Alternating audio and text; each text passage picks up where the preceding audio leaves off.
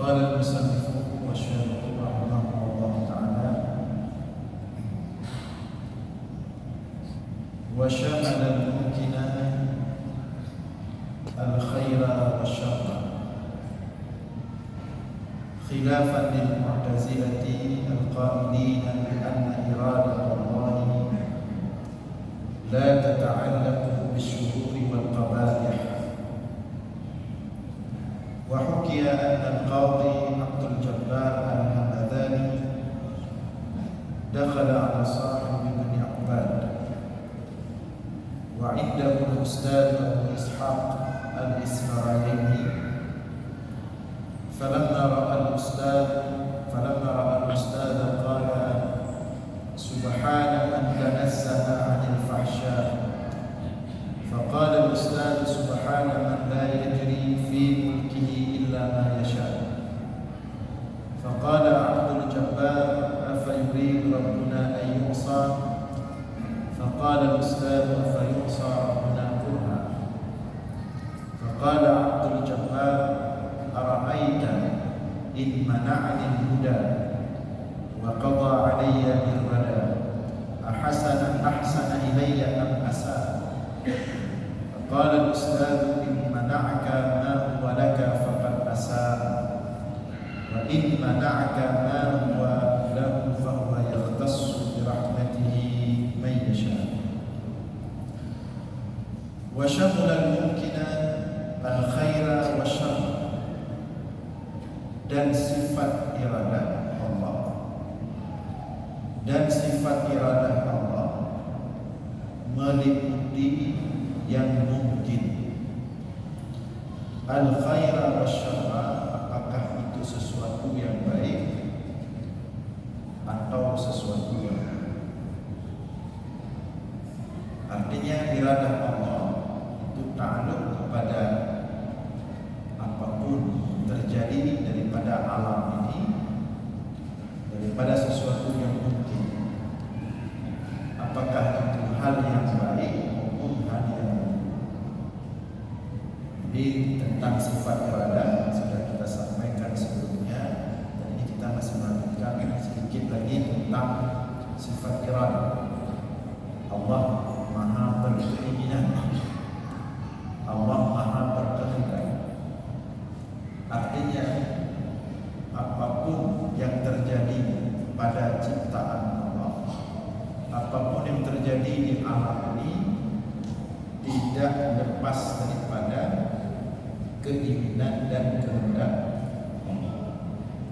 Di semua yang terjadi pada makhluk Allah, pada yang mungkin, itu adalah sesuai dengan keinginan atau kehendak atau kehendak.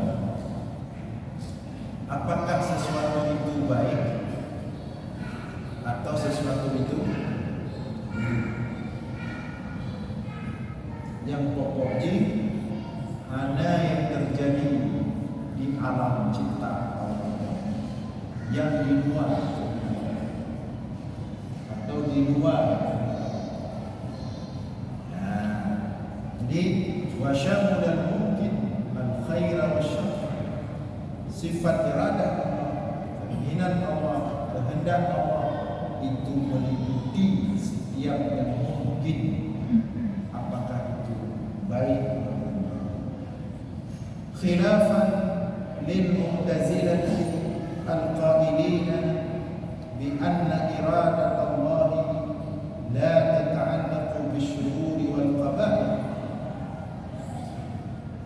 Berbeda dengan pendapat orang-orang Mu'tazilah, berbeda dengan orang-orang Mu'tazilah al-qailina, yang mana mereka berpendapat bahwa sesungguhnya iradah Allah, keinginan Allah, kehendak Allah itu tidak takluk, tidak terkait, tidak terjadi terhadap perkara-perkara yang buruk, wal qaba'ih, dan terhadap perkara-perkara yang jelek.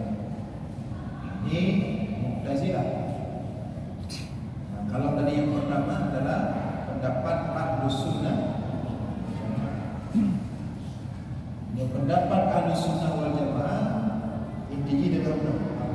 terjadi di alam ini itu sudah sesuai keinginan Allah.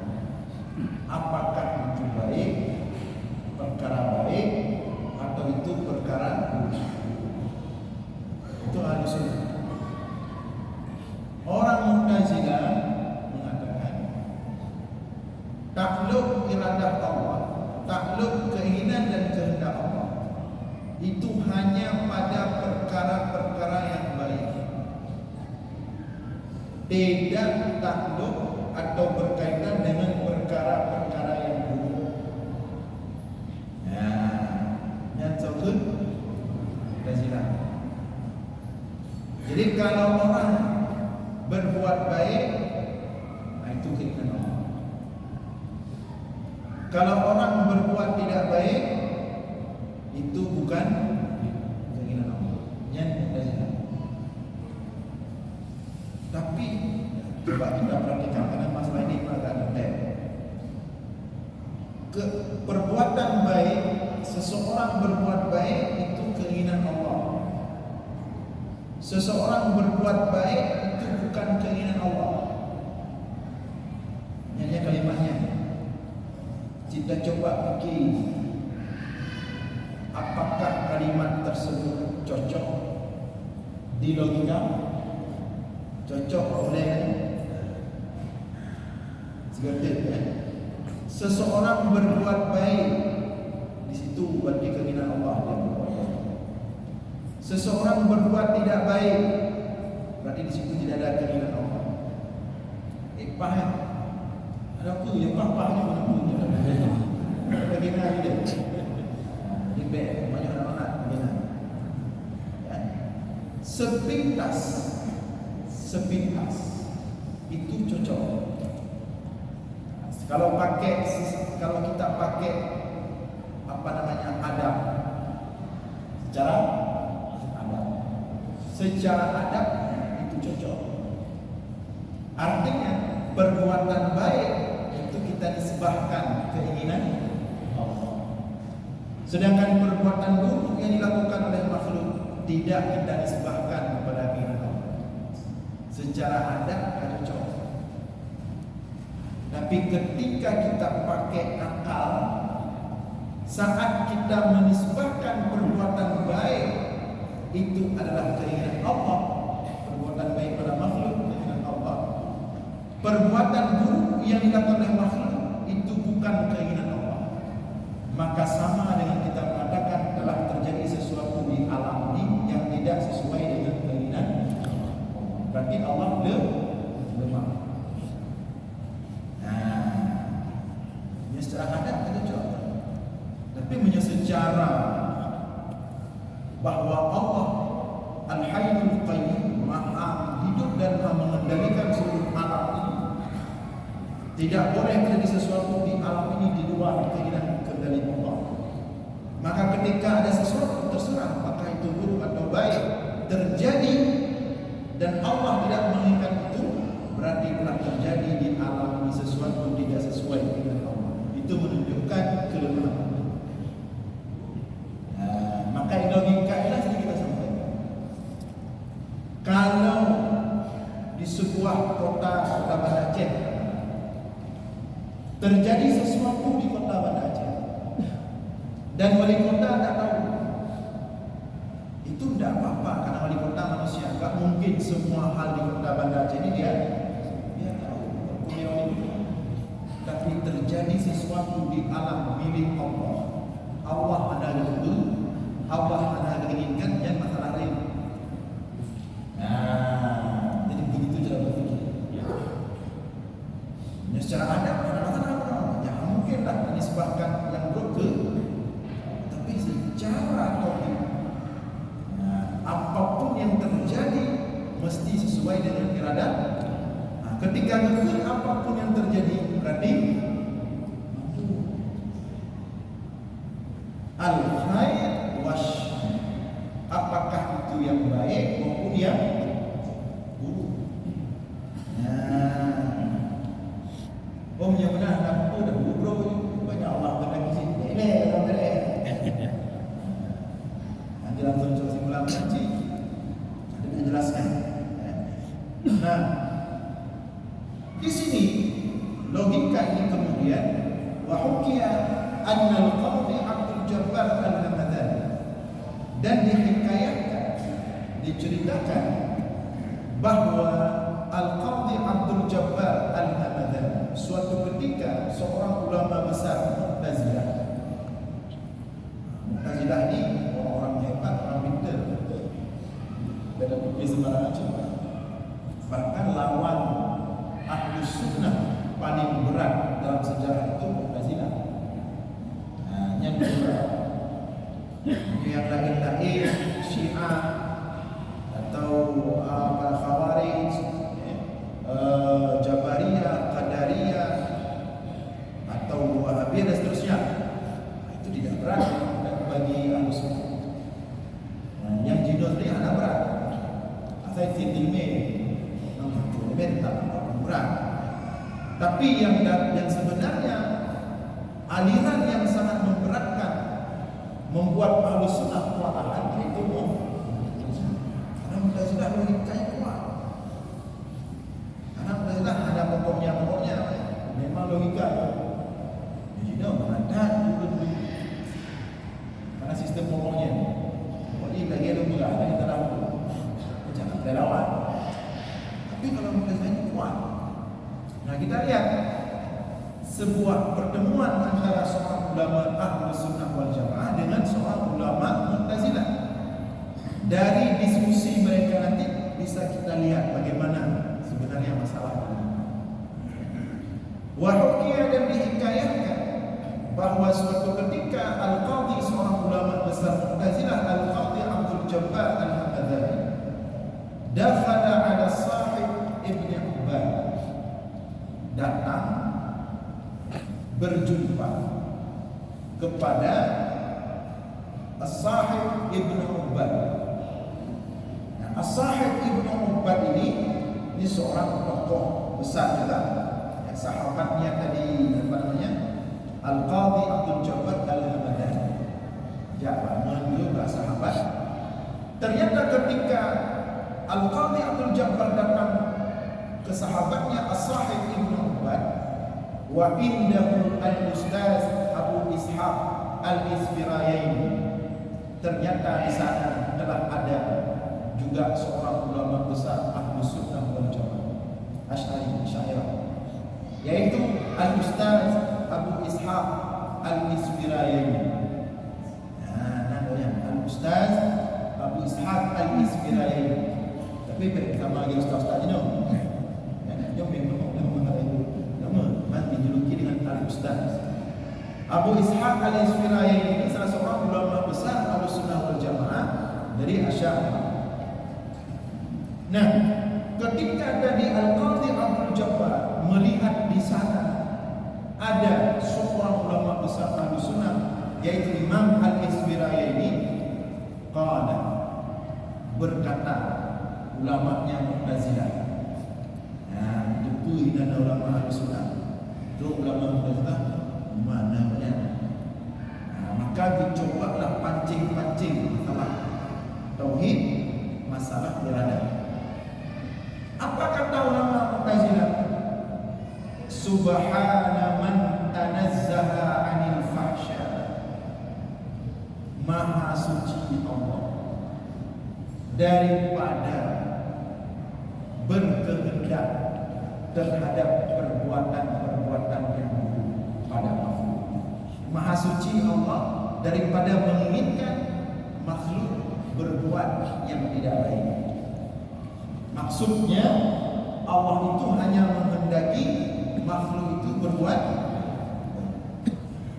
Jadi Maha suci Allah daripada berkehendak bahwa makhluk berbuat yang tidak baik.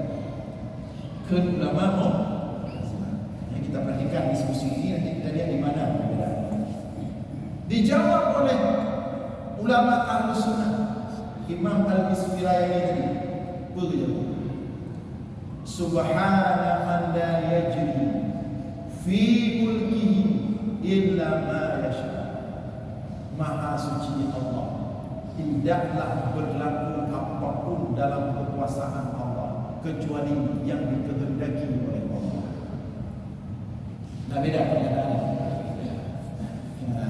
Kata dijawab oleh ulama Ahlussunnah, Maha suci Allah, ya, yang tidaklah berlaku apapun dalam kekuasaannya kecuali yang Dia kehendaki. Nah, beda kan? Menyokong ulama Mu'tazilah, Maha suci Allah daripada berkehendak bahawa makhluk melakukan sesuatu yang buruk. Nah, kan ulama dijawab oleh ulama Ahlussunnah, Maha suci Allah, ya, Maha suci Allah yang tidaklah berlaku apapun dalam kekuasaannya alam ini kecuali apapun yang Dia. Ini sampai dua buah kalimatnya. Kedua ulama Mu'tazilah yang dikehendaki Allah kepada makhluk, cuman makhluknya berbuat yang baik. Tapi meninggalkan pertanyaannya. Ayah nak berkata, kau lagi. Lagi kerana berarti jid dalam kekuasaan Allah makhluk jid lagi kerana tanpa pendapat. Jid di ulama Ahlussunnah. Karena tidak boleh berlaku di alam ini apapun kecuali atas kehendak Maha Pegang. Bro, dipegang apapun berarti mencakup semuanya. Kan? Keseorang oleh ulama Mu'tazilah. Kekenal oleh ulama Mu'tazilah. Faqala Abdul Jabbar, afa yuridu rabbuna an yu'sa? Apakah Tuhan kita berkehendak orang berbuat maksiat kepadanya? Ditanya oleh ulama, apakah Tuhan kita berkehendak bahawa ada hamba yang bermaksiat kepadanya? Faqala al-ustaz, dijawab oleh ulama Ahlussunnah, afa yu'sa rabbuna Tuhan? Apakah bisa terjadi ada orang berbuat maksiat kepada Allah di luar pengetahuan Allah, di luar kendali Allah? Berarti hayu tak makhluk. Jadi kubu-kubu yang ada Allah ada kendali. Hayu tak je. Nah, gue jawab di ulama Ahlussunnah. Pertanyaan Mu'tazilah tadi, apakah Tuhan kita menghendaki orang berbuat maksiat kepadanya? Dibagi jawab, apakah mungkin ada orang yang berbuat maksiat kepada Allah di luar kendali Allah? Ya. Kemudian faqala Abdul Jabbar, gekelah oleh ulama Mu'tazilah, ara'aita in mana'ani al-huda wa qada alayya birrada ahsana ilayya am asa? Ditanya oleh ulama Mu'tazilah, bagaimana pendapatmu jika aku tidak diberikan hidayah dan Allah menghendaki keburukan kepadaku? Apakah Allah berbuat baik kepadaku dengan demikian atau berbuat buruk kepadaku? Dan ulama kiban menurut menyodong memberi hidayah, tapi kehendaki untuk mudim, ya. Yang kira-kira Allah berbuat baik kepadaku atau berbuat buruk kepadaku? Dan Allah kedua atau Allah lagi? Ya, kedua ulama dijawab oleh ulama Ahlussunnah, in mana'aka ma huwa laka faqad asaa, wa in mana'aka ma huwa lahu fa huwa yahtassu bi rahmatihi man yasha. Dijawab oleh ulama Ahlussunnah, apabila Allah menghalangi sesuatu yang menjadi hakmu, itu Allah berbuat buruk.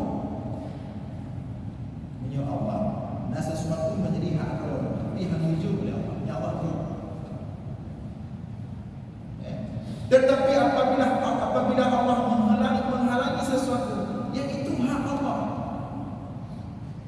maka kenapa Allah buruk? Hidayah hak Allah. Hidayah milik siapa? Milik kita atau milik Allah hidayah? Maka selama hidayahnya milik Allah, masalah hijau anak itu bukan salah Allah. Kecuali hidayahnya milik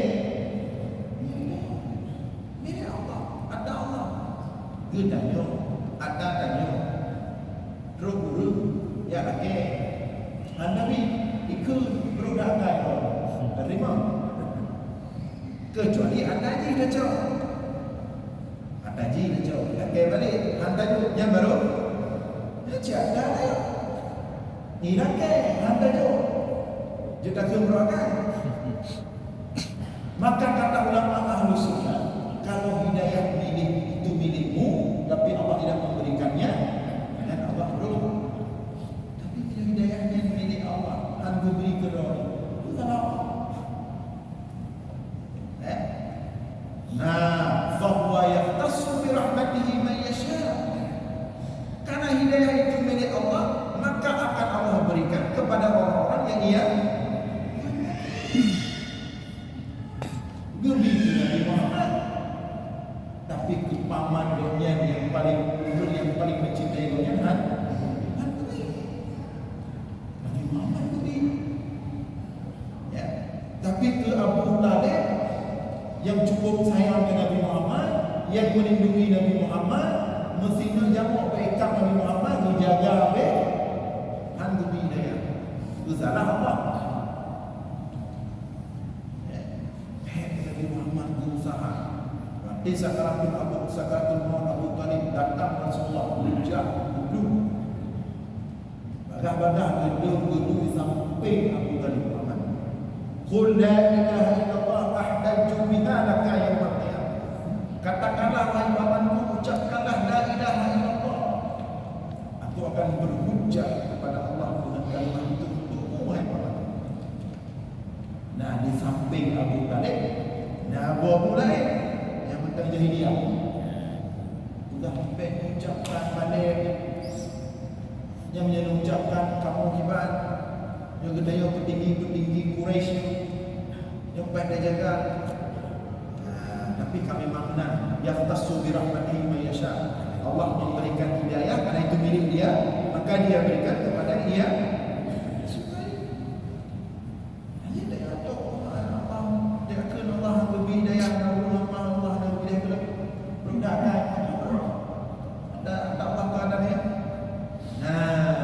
Itu jawaban ulama Ahlus Sunnah wal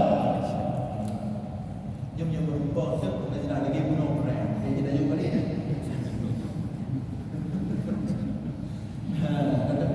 Tetapi kena pegahnya lagi ke diskusi para ulama.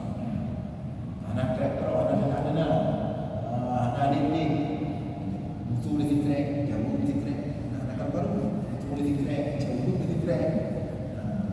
Tak teliti, tak renungi setiap kalimat cukup hukum. Saya mendapat ulang-ulang tadi dia tak cerna dia bukan. Dia bermaksud.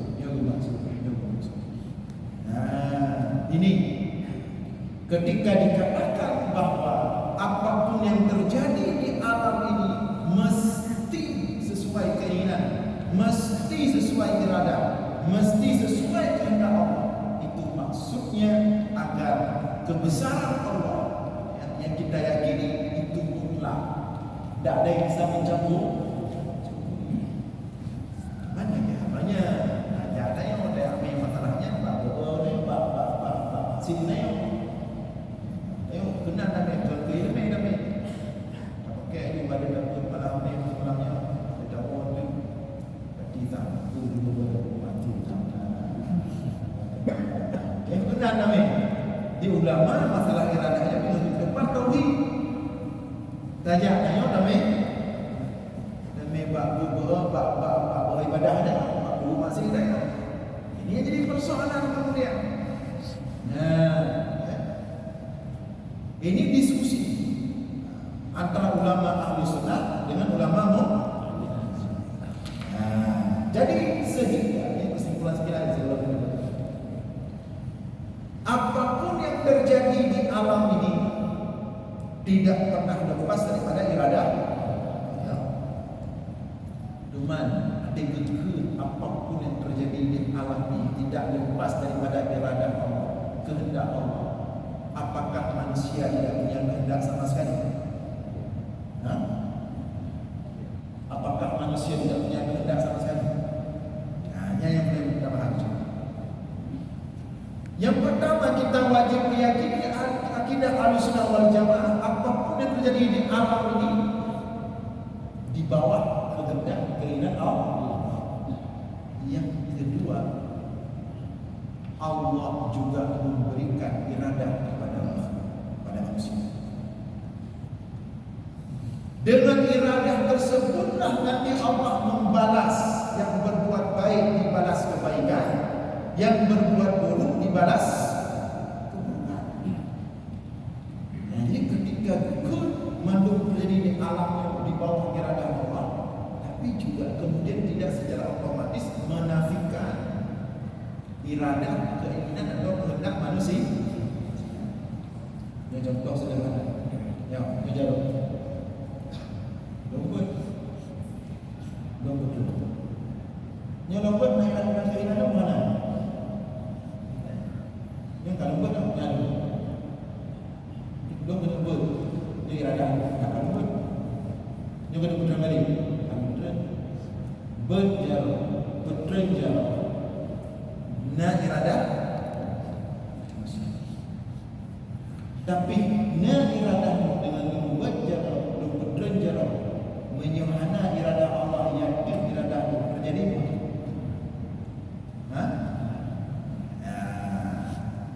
Tapi iradah kita rasakan.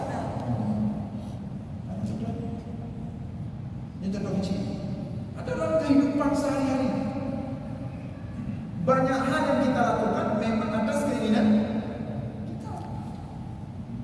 Tapi banyak hal terjadi di alam ini dalam kehidupan kita yang di luar keinginan kita. Yang ada yang kita coba evaluasi dari zaman SD, SMP, SMA. Dia kan punya keinginan ingin jodoh, ingin lagi. Nyorong yang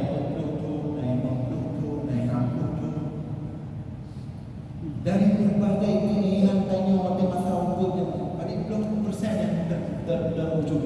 Kau terwujud mana? Nah yang terwujud, nah yang ada terwujud. Yang terwujud, nah iradah yang ada terwujud. Bahkan yang terwujud daripada iradah adanya, iaitu na iradah. Berarti na iradah Allah, na iradah menyelam Ahlussunnah itu na kasab. Usaha ini tetap. Cuma kemudian menjadi persoalan yang tidak bisa dijawab. Sampai orang yang tauhid menyebut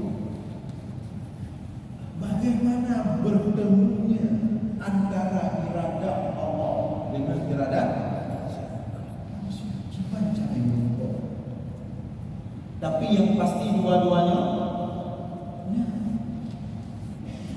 iradah Allahnya yang pasti mutlak. Tapi juga Allah memberikan iradah kepada manusia. Gimana mengukur iradah Allah iradah? Karena untuk akhirat ketika Allah membalas kebaikan kepada kita itu sesuai iradah kita. Ketika Allah membalas keburukan kepada kita, berarti juga di situ ada dan itu kita rasakan di kehidupan saya. Tapi kibaca iradah Allah. Yo yang diberi kitab Kifayatul Awam hana sabuk ibarat. Tidak ditemukan satu ibarat, satu ungkapan yang mampu menjelaskan kiban mengukur iradah Allah dengan iradah sehingga kita kena menang dan masjid berarti iradah Allah kepada Allah. Mutlak sih.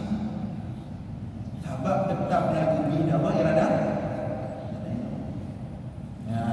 Demikian juga ketika kita berbuat baik, hanya juga mutlak dengan betul-betul dia akan suka ya Allah. Ramai macam-macam orang yang ramai dunia. Hanya je. Jadi dua iradah ini karena tidak ada satu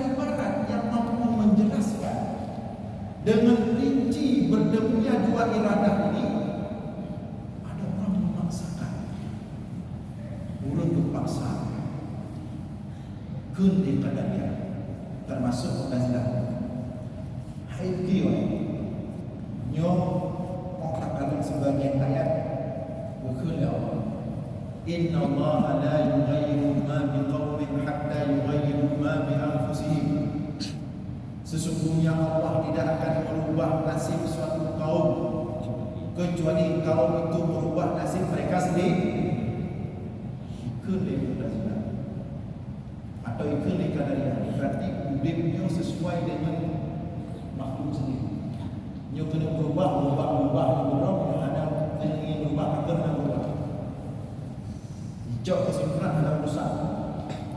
Ya, makhluk manusia urut bro. Nyung Qadariyah ikut riwayat la qadara al-amru unuf, hana takdir gantung Allah dibanding ketubur yang punya diri benda tahu sahara dengan yang tahu sahara ikut Qadariyah. Kemudian melihat Qadariyah kai pegah lagi ada akan ikut takdir usaha itu ada Allah. Inna Allah la yughayyiru ma biqaumin hatta yughayyiru ma bi anfusihim. Allah tidak akan merubah nasib suatu kaum kecuali kaum itu merubah nasibnya. Datang sebagian orang ayat atau dalil atau pemahaman Mu'tazilah atau Qadariyah berlawanan dengan ayat walladzi khalaqakum wa ma taf'alun.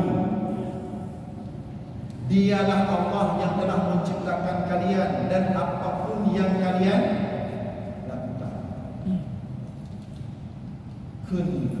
Jabariyah 100% terbalik daripada Qadariyah.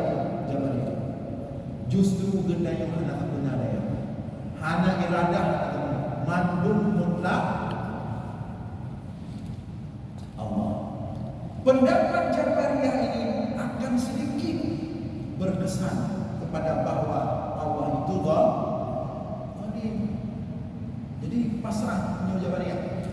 Jabariyah pasrah. Ya bunga kaku bunga. Dulu pada pipi saya pipi macam jauh kanan kerja. Ini memang kaku dulu sudah Allah sekali. Jabariyah yang kaya Mu'tazilah kena menyohana kamita hantrong tu penting.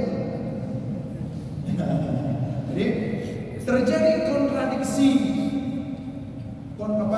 kebalikan 100% antara Qadariyah dengan Jabariyah. Gara-gara memaksa tadi, maka di tengah-tengah ini hadir Ahlus Sunnah wal Jamaah. Yang pertama, iradah Allah ada di tauhid wajib kita yang ini. Salah satu sifat Allah itu iradah. Jadi ini penjelasan. Tapi dalam iradah Allah, di antara iradah Allah, Allah meletakkan iradah pada manusia. Manusia juga punya keinginan untuk berdiri Allah. Nah, itu Ahlus Sunnah wal Jamaah. Macam itu. Kemudian tinggal persoalan. واختلف العلماء في جواز نسبة فعل الشرور والقبائح إليه تعالى والراجح جواز ذلك في مقام التعليم لا في غيره وهذا الخلاف جار أيضا في نسبة الأمور الخسيسة إليه تعالى والأصح الجواز في مقام التعليم لا في غيره فلا يجوز أن يقال الله خالق القردة والخنازير وسبحان من رزق الهدهد ومن دبب الشوكة إن لم يكن في مقام التعليم. واختلف العلماء, kemudian para ulama berbeda pendapat tentang menisbahkan perbuatan buruk makhluk kepada Allah Ta'ala. Yang ada menyebut tauhid jelas bahwa apapun terjadi di alam ini, baik atau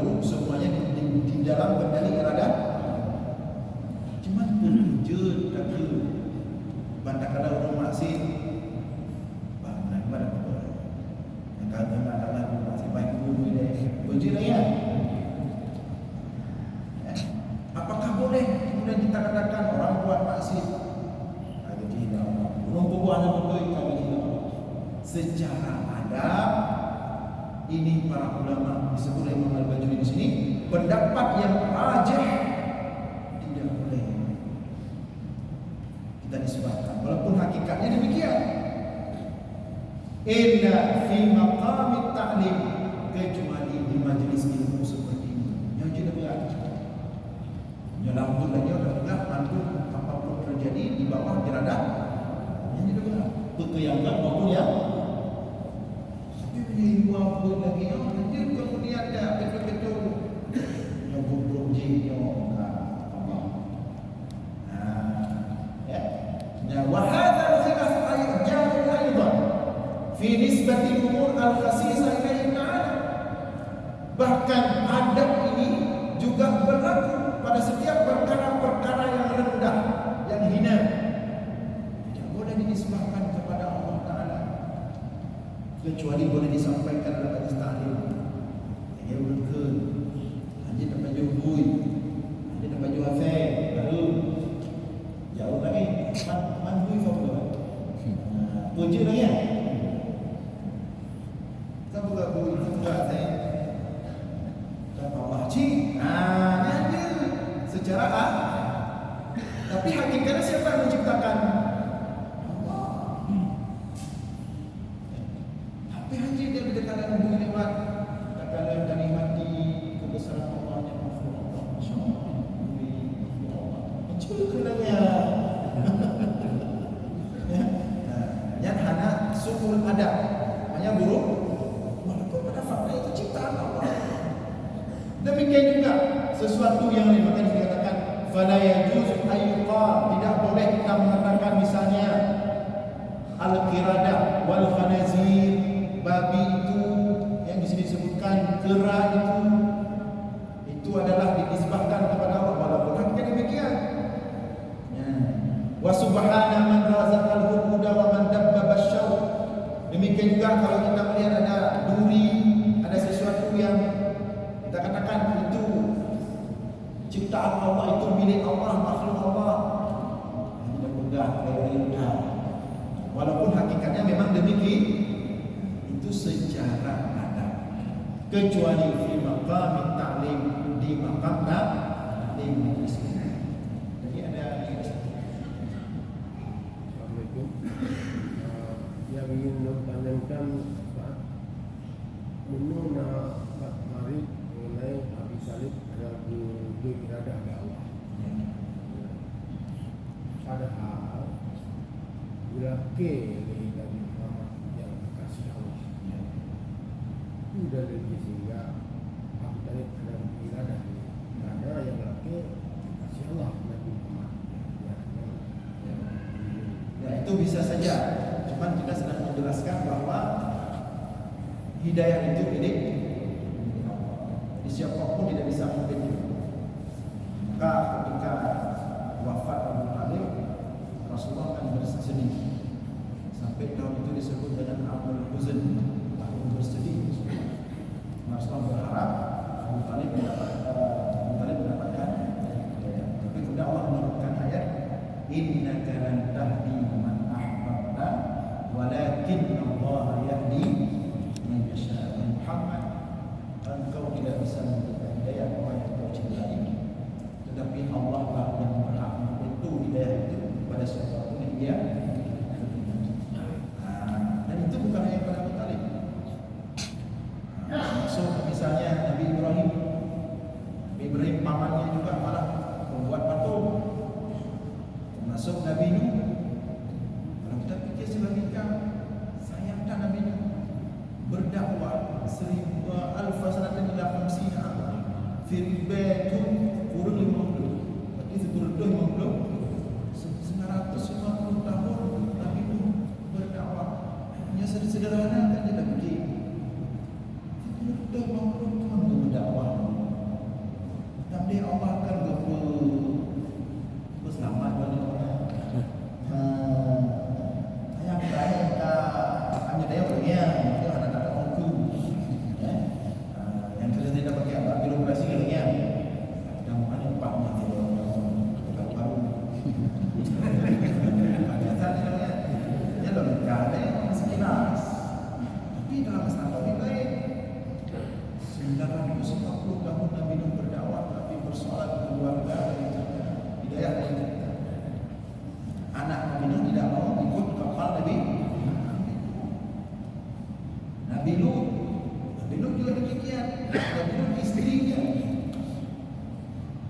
istri yang hidup bersama Nabi Nuh, itu abangnya Nabi Ibrahim. Tapi istrinya sendiri tidak menerima hidayah dari Allah.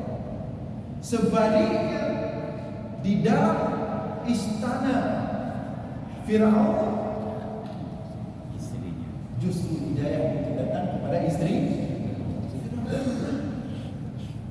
Maka persoalan hidayah yahtasu tadi yahtasu bi rahmatihi man yasha. Kalau persoalan hidayah, Allah hanya memberikan kepada yang dia. Jadi persoalan hidayahnya. Jadi dalam persoalan hidayah ini, di situ ada pelajaran tauhid dan iradah Allah. Dan di situ ada juga pelajaran metode berdakwah. Jadi yang yang berdakwah, dan dakwahnya usaha kan memastikan hidayah kepada Allah. Dia ban dua ke dan dakwah dia ke ini. Ini ngatur ini. Kalau sana Nabi Nuh kurang belum dakwah ada baru. Yang dalam kegagai Pak Ujo, saya bikin serahkan kaji Allah buat apa? Ada Nabi Muhammad kalau kita baca sirah Nabi ada demikian juga. Jadi dalam masalah iradah, tapi itu contoh saja, itu contoh. Tapi ingin kita sampaikan teori di sini bahwa ya, apapun yang terjadi di alam ini itu semua di bawah iradah, perkara yang mungkin. Namun untuk kita manusia di bawah iradah Allah juga ada iradah kita manusia. Saya kira demikian. Kita manusia. Masalah kita tentukan mencakup saya itu baca ini. Yang namanya mencakup saya itu baca ini itu kan yang di Allah. Tidak ada yang makhluk yang punya iradah. Cuman kalau makhluk punya iradah juga hasil dia saya ini tidak cari. Cuman apa juga yang dimiliki manusia itu yang dikasih Allah amrul ikhtiari. Yang namanya amrul ikhtiari bisa jadi usahanya itu berhasil, bisa jadi usaha itu tidak berhasil. Berhasil tidak berhasil sesuai dengan kehendak Allah.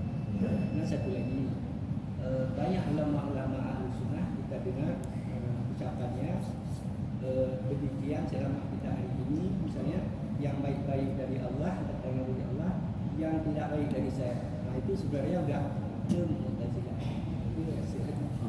Secara adab kalau secara adab ulama Ahlussunnah seperti itu juga. Maksudnya secara adab. Jadi kita bahas di majelis. Ini sudah di kalangan. Karena menyatakan demikian juga boleh dakwah dulu. Makanya dalam jadi kita di sini harus memahami konteksnya. Ada konteks tauhid, ada konteks adab. Maka tadi dikaitkan ada hal bisa kita sampaikan di majelis taklim ketika pembahasan seperti ini. Ada hal yang memang kita seperti begini. Dia orang bilang jabat dokter ni ubat boleh apakah langsung kita itu syirik. Jadi tapi menyerang masalah tauhid beda dah. Tapi ketika itu sudah menjadi satu aghlabiyah atau ada tapi tidak diyakini, maka itu tidak masalah. Yang pertama tadi belum itu diari macam istilahnya. Yang intinya bahwa pertemuan antara iradah Allah dan iradah makhluk ini tidak ada satu ibarat yang bisa dijelaskan. Pasti dua-duanya. Dua-duanya. Karena yang mana satu ibarat inilah yang kemudian ada orang mencoba memaksa lahirlah Jabariyah dan lain sebagainya dalam masalah. Tapi nanti lebih detail ada juga pembahasan di depan khusus tema dengan qada dan nyung untuk